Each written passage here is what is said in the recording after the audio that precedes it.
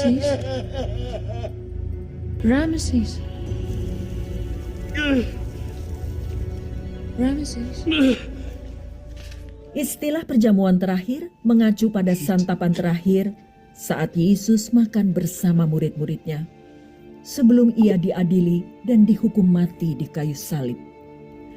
Alkitab memberitahu kita bahwa santapan ini juga merupakan makan malam Paskah. This is my body. Tuhan memerintahkan orang Yahudi untuk setiap tahun memperingati keajaiban Paskah ketika Dia menyelamatkan nyawa anak sulung mereka dan membebaskan mereka dari perbudakan di Mesir. Sesaat sebelum Eksodus, Tuhan telah memperingatkan orang Israel untuk mengorbankan seekor anak domba dan mengecat kusen pintu rumah mereka dengan darahnya, sehingga Dia akan melewati rumah mereka agar mereka terselamatkan dari tulah pembunuhan anak sulung. Keluaran 12. Setiap tahun, orang Yahudi merayakan acara ini dengan perjamuan Paskah dan festival roti tidak beragi selama 7 hari. Yesus memasuki Yerusalem untuk merayakan hari raya ini dan berkata kepada murid-muridnya, "Aku sangat rindu makan Paskah ini bersama-sama dengan kamu sebelum aku menderita." Lukas 22 ayat 15. Orang-orang Yahudi memahami santapan ini untuk mewakili kapan dan bagaimana Tuhan telah menebus mereka dari perbudakan dan membawa mereka kepada kebebasan. Tetapi Yesus melihat ke depan akan penambahan makna dan arti baru pada santapan ini. Sebelum makan, Yesus merendahkan dirinya sebagai rabi atau guru yang disegani dengan melakukan peran sebagai pelayan membasuh kaki para murid.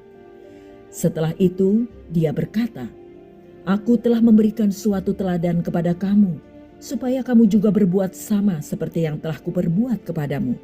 Yohanes 13 ayat 15. Kemudian Dia menambahkan, "Aku memberikan perintah baru kepada kamu, yaitu supaya kamu saling mengasihi. Sama seperti aku telah mengasihi kamu, demikian pula kamu harus saling mengasihi." Yohanes 13 ayat 34. Yesus memulai sesuatu yang baru dengan perjamuan terakhir ini.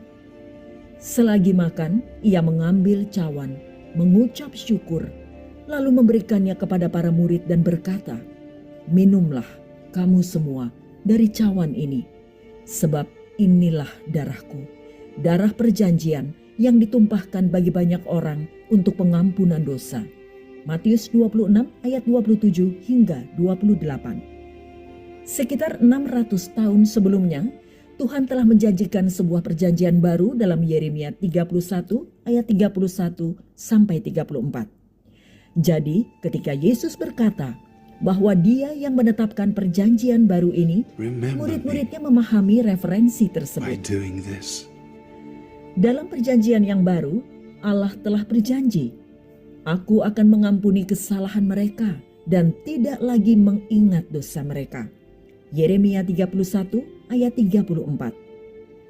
Dengan mengacu pada perjanjian baru dan pengampunan dosa, Yesus menunjukkan bahwa darahnya yang akan dicurahkan di kayu salib adalah yang membawa pengampunan. Selanjutnya, kita juga melihat bahwa seperti darah domba Paskah pada kusen pintu melindungi orang Israel dari kematian anak sulung dan akhirnya membawa Israel kepada kebebasan, demikian juga darah Kristus melindungi kita dari kematian kekal dan memberi kita kebebasan dalam hubungan kita dengan Allah. Itulah sebabnya Paulus menyebut Yesus sebagai anak domba Paskah kita yang telah disembelih. 1 Korintus 5 ayat 7. Gereja terus memperingati perjamuan terakhir ini dan penetapan perjanjian baru dengan perayaan komuni atau perjamuan kudus. Yesus mengatakan kepada murid-muridnya untuk "Perbuatlah ini menjadi peringatan akan aku." Lukas 22 ayat 19. Paulus menjelaskan, sebab setiap kali kamu makan roti ini dan minum cawan ini, kamu memberitakan kematian Tuhan sampai Ia datang. 1 Korintus 11 ayat 26. Komuni mengingatkan kita bahwa darah Kristus adalah yang membawa pengampunan atas dosa-dosa kita. Perjamuan terakhir Yesus pada malam Paskah adalah ilustrasi fisik tentang kapan dan bagaimana Tuhan memungkinkan tidak hanya orang Yahudi, tetapi semua orang untuk ditebus dan dimerdekakan.